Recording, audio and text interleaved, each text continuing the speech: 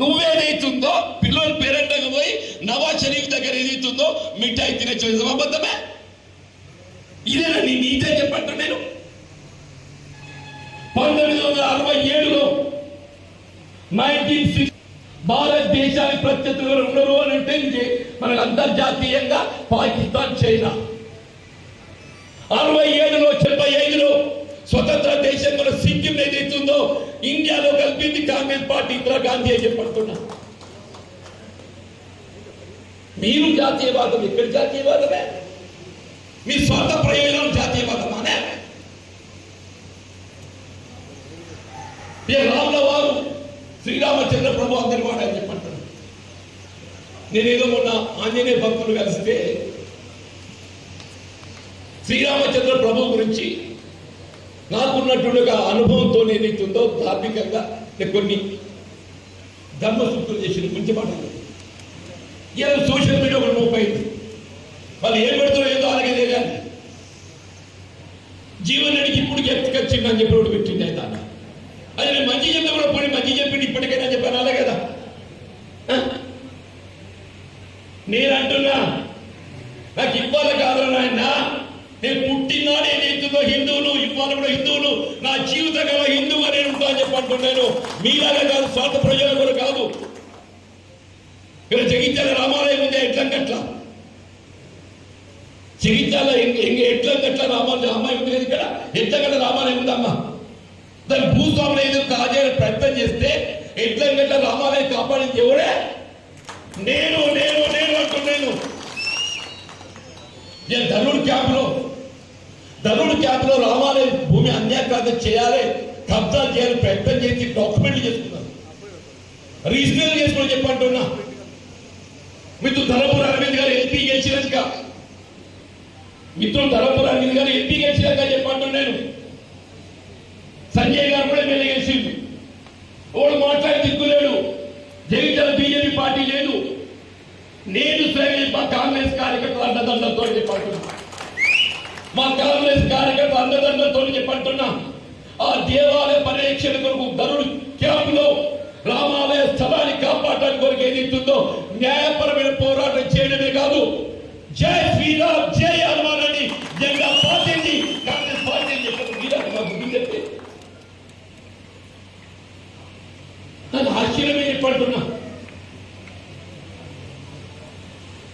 అరవింద్ గారు ఎప్పుడు హిందూ అయితే టిల్ 2019 జనవరి అని ఏనాడైతే బీజేపీ పార్లమెంట్ అభ్యర్థిగా ప్రతిపాదింప చేయడం జరిగిందో ఆనాడు హిందూ అయింది. అందరూ కాంగ్రెస్ బియ్యండి 2018 ఎక్కడున్నాడే కాంగ్రెస్ బియ్యండి. నువ్వు కూడా మాట్లాడితే అంటూ నువ్వు కూడా మాట్లాడితే అంటున్నావు. నాకు ఆశ్చర్యం ఉన్నాయి మాట్లాడుకుంటే కూడా గింత అదైతే మా ఇట్లా అంటున్నాను. దయచేసి ఎన్నికలు ఏదైతుందో ఇలా గెలుపోవటం సహజమమ్మా అని చెప్పంటున్నాను. మనం ఒక పోరాటం ధర్మ పోరాటం చేస్తున్నాము. మనం చేసేది ధర్మ పోరాటం చేస్తున్నామని చెప్పంటున్నాను. ఈ ధర్మ పోరాటంలో మనం ధర్మానికి న్యాయానికి ఒక ప్రతీకగా ఏదైతుందో ఎన్నికల్లో పోరాటం చేయడం మన బాధ్యత అని చెప్పంటున్నాను. వీళ్ళు జగిత్యాల నిరుపేద వర్గాల కంటగా నిలిచేదని చెప్పంటున్నాను. నేను మా మిత్రుడు ధర్మపురి అరవింద్ గారు అక్కడ మంచిగా ఇక్కడ ఛాయపై చర్చ పెట్టింది. నేను రాత్రి అట్లా 6 గంటలకు వస్తూ నేను అడుగుతున్నా మా ముజిరాజ్ సోదరులకు ఆరాధ్య దైవమైన దగ్గులమ్మకి ఏదైతుందో దానికి 23 గుంటల స్థలాన్ని కేటాయింపు చేసి దేవుడే జీవన్ రెడ్డి అని చెప్పంటారు. నేను మా గంగమ్మ తల్లి గంగపుత్రులకు వాళ్ళ సామూహిక భవనం నిర్మాణం చేసుకొని తోడ్పడేది ఎవరు? జీవన్ రెడ్డి అని చెప్పంటున్నాను. మా దళితులు ఎస్సీలకు ఏదైతుందో సామూహిక భవన నిర్మాణాల కొరకు నీకు చింతకుండ కానీ, బంజేతోటి కానీ, గాంధీనగర్ కానీ, కీలాగడ్డ కానీ, ధనుడి క్యాంప్ కానీ అండా నిలబడి ఎవరే? జీవన్ రెడ్డి అని చెప్పండి. ఏ ఉన్నత వర్గాలను అడుగు పెట్టనీయకుండా, ఏ ఉన్నత వర్గాల పెట్టుబడిదారు వర్గాలను అడుగు పెట్టనీయకుండా నిరుపేద వర్గాల కండగా నిలబడే విధంగా చెప్పంటున్నా. దళితులు బలహీన వర్గాలని చెప్పంటున్నా. నిలబడాలని చెప్పి అంటున్నా. వారికి అండగా నిలబడే విధంగా నా సుదీర్ఘ ప్రజా జీవితం నా తృప్తినిచ్చిందని చెప్పండి.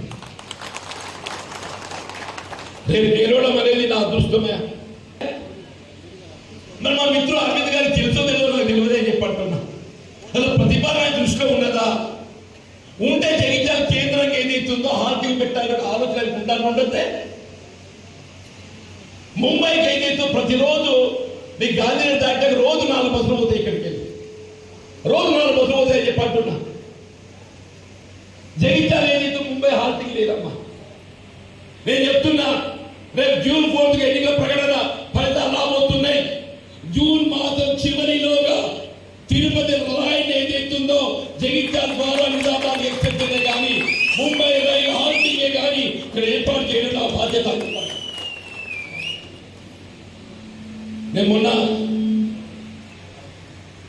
నార్త్ సౌత్ కనెక్షన్ ఏదైతున్నదో వయా కాజీపేట ప్రత్యామ్నాయంగా జగిత్యాల మంచిర్యాల లైన్ ఏర్పాటు చేస్తే ఓ 50 కిలోమీటర్ల లైన్ కొత్తగా చేస్తే రేపు అక్కడ ఏదైనా బ్రేక్ డౌన్ వచ్చిందో ఓవర్తో అని చెప్పని ఒక ప్రతిపాదన చేసి జగిత్యాలతో మంచిర్యాల రైల్వే లైన్ వేయగలిగినట్టయితే మనకు ప్రత్యామ్నాయ రైల్వే లైన్ ఏర్పడుతుంది.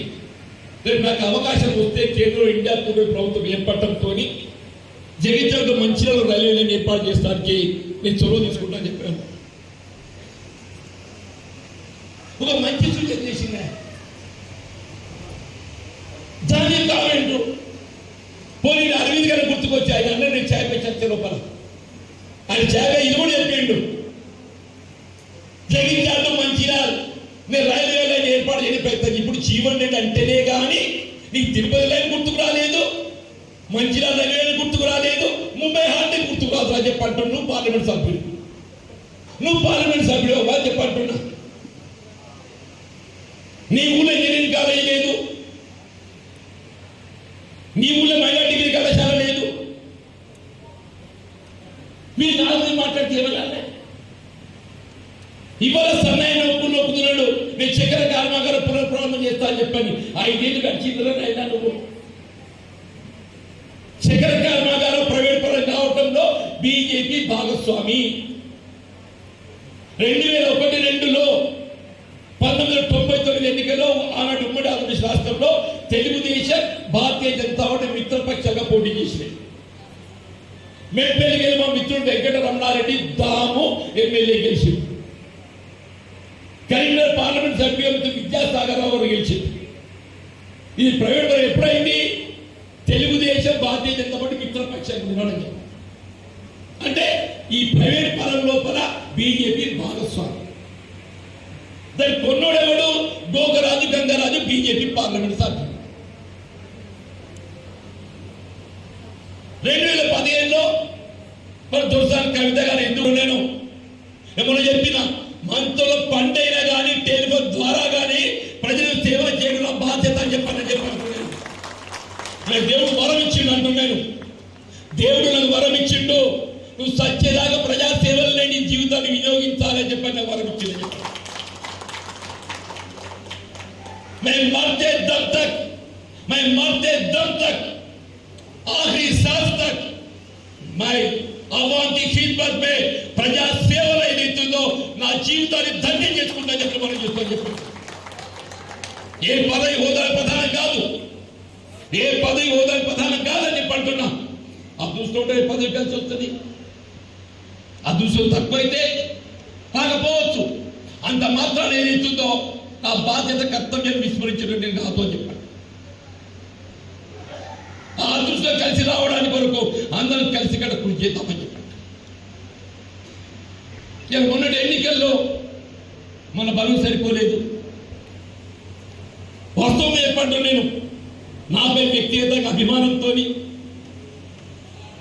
రాష్ట్రంలో నెలకొన్న పరిస్థితి వల్ల ఆయన నేను చెప్పేమన్నాడే ఇంకన్నా నువ్వు నా రుణం తీసుకోవాలని చెప్పాను అన్నా. నేను ఇలా బీడీ కార్మికుల సంక్షేమం కొరకు పాటుపడడం చెప్పంటున్నా. నేను బీడీ కార్మికుల సంక్షేమం కొరకు పాటుపడడం చెప్పంటున్నా. ఏ ఆడబిడ్డలు ఎన్ఆర్ఈజీ ద్వారా గ్రామీణ ఉపాధి హామీ పథకం ద్వారా గ్రామీణ ప్రాంతం వ్యవసాయ కూలీలు ఏ విధంగా ఉపాధి పొందుతారో ఈ నీడ పట్ల ఉండేటువంటి మా ఆడబిడ్డలకు వారికి బీడీ పరిశ్రమ ఆధారపడిన ఆడబిడ్డలకి ఏదైతుందో మీ పెన్షన్ సౌకర్యం ఏ విధంగా కట్ ఆఫ్ లేకుండా 2014 కట్ ఆఫ్ ఉన్నది. దానికి 9 మంది పెన్షన్ 9 మందికి వస్తలేదు. అందరి పెన్షన్ సౌకర్యం కల్పింప చేయబడే విధంగా ఇవాళ ఏదైతుంది 230 రూపాయలు వస్తున్నాయి మీకు వేతనం. 1000 बीडी बनाए तो कितने आते 230 रुपए. आज क्या चलता सब गुजरात 230 रुपए. నేను అంటున్నా ఎంకన్నా రేపు ఏదైతుందో మనం బీడీ కార్మికులు ఆడబిడ్డలకు ఏదైతుందో 1000 బీడీలకు 300 రూపాయలు చేయించే బాధ్యత నాది అంటున్నాను. బీడీ కార్మికులకు వేతనం ఏదైతుందో 1000 బీడీలకు 300 రూపాయలు ఏ విధంగా కట్టం లేకుండా ఆంక్షలు లేకుండా పిఎఫ్ గుర్తింపు ఆడబిడ్డ ఏమో మా గల్ఫ్ కార్మికులు ఉన్నారు. స్థానిక ఉపాధి లభిస్తుంటే దేశం పోతాడా? కట్టుకున్న భార్యను కన్న పిల్లలు వదిలి దేశం పోతుందని చెప్పంటే ఎందుకు పోతుంది తల్లి? సంసారంలో కట్టుకున్న భార్య కన్న పిల్లలు కంటే ఎవరు ఉంటారమ్మా? అటువంటి కట్టుకున్న భార్యను కన్న పిల్లలు వదిలి దేశం పోతుందంటే ఉపాధి పొట్ట కోసుకుంటానికి ఆ కన్న పిల్లలు సాధటానికి ఇవాళ సౌకర్యాలు పోతుందని చెప్పండి. అటువంటి వాళ్ళు అక్కడ మనకి గురవుతే వాళ్ళకు చాలా చేయడం. కేంద్ర ప్రభుత్వానికి ఏదైతుందో విదేశీ మార్గద్రవ్యాన్ని సమకూరుస్తున్నారు. రాష్ట్ర అమ్మక పన్ను ద్వారా ఆదాయాన్ని సమకూరుస్తున్నారు. 10 ఏళ్ళు గడుస్తుంది. 10 సార్లు కుదిరే 10 ఏళ్ళల్లో కేంద్ర ప్రభుత్వం కానీ రాష్ట్ర ప్రభుత్వం ₹1 సాయం చేసినప్పుడు చెప్పగా వీళ్ళ కాంగ్రెస్ పార్టీ తెలంగాణ రాష్ట్ర ప్రభుత్వం రేవంత్ రెడ్డి గారు ముఖ్యమంత్రి బాధ్యత చేపట్టడంతోనే అకాల మరణానికి గురైనటువంటి స్కూల్లో చేరిక, వైద్య సదుపాయం, సోషల్ జస్టిస్ रात जाकर बस है अच्छा निकाले।